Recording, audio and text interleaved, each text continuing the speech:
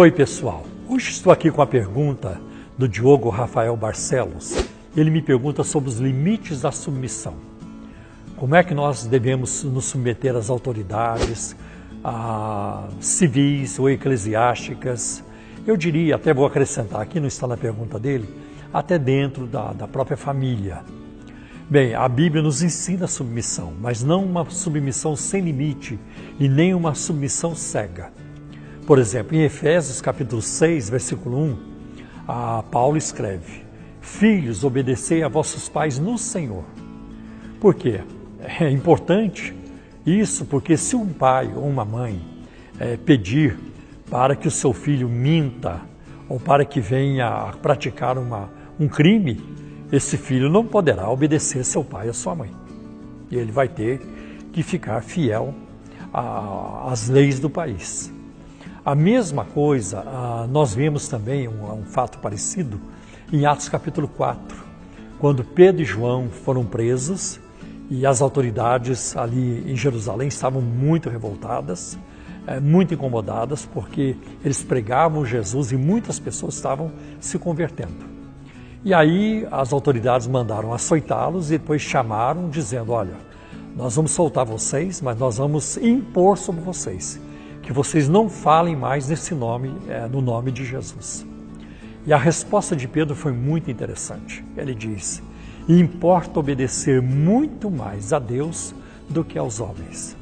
Então, quando a lei de Deus entra em conflito com a lei dos homens, a lei que prevalece é a lei de Deus.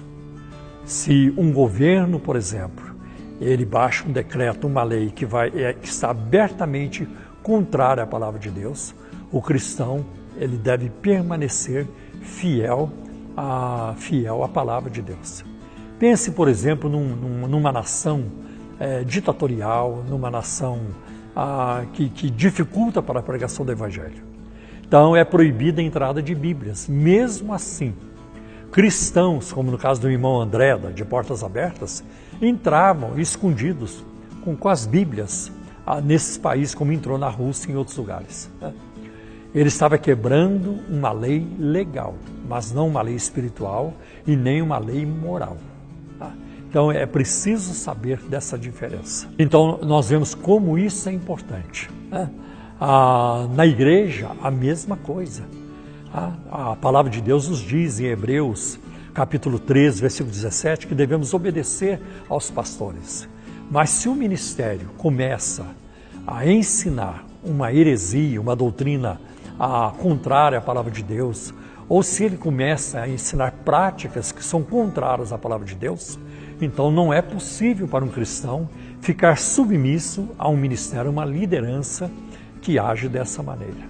Então, respondendo aqui a pergunta do nosso irmão, sim, a submissão ela tem os seus limites e tudo deve ser verificado à luz da Bíblia Sagrada, a palavra de Deus para nós.